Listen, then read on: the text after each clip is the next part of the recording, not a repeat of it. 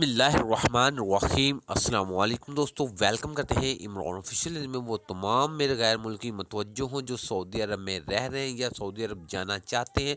Saudi वजारत सेहत की तरफ से हंगामी तौर पर प्रेस कॉन्फ्रेंस जो की थी, आज जो कोरोना केसेस में इंतहाई इजाफा है, कल से बहुत ज़्यादा नए केसेस सामने आ रहे थे। इस वक्त उन लोगों ने बहुत नई पाबंदियां लगानी, बहुत बड़ी बड़ी पाबंदियां लगाना शुरू कर दी है। आज के दिन सऊदी अरब में जो स्कूल, शादी हॉल, शॉपिंग मॉल, इसमें पाबंदी लगा दी है। इस टाइम जो स्कूल है मुकम्मल तौर पर कोरोना की वजह से मुकम्मल तौर पर बंद कर दिए गए हैं। तलीमी इदारे तमाम के तमाम, मदरास तमाम के तमाम बंद कर दिए गए।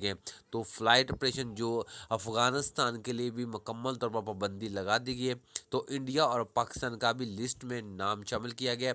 जो 127 ममालिक की जो लिस्ट निकाली है, तो सबसे निचले दर्जे पर जो लिस्ट में पाकिस्तान और इंडिया का नाम आया है, तीसरे नंबर पे। तो फिर भी सऊदी अरब के अंदर पाबंदियाँ लगना शुरू हो चुकी हैं। तो मेरे भाई अपना ख्याल करें, SOPs की खिलाफ वर्जी मत करें।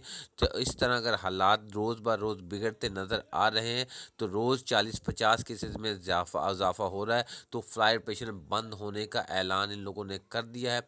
जैसे कि आज अफ़गानिस्तान पर इन लोगों ने पाबंदी लगाई है और 127 ममालिक की लिस्ट निकाली है, तो पाकिस्तान इंडिया का नाम भी शामिल है।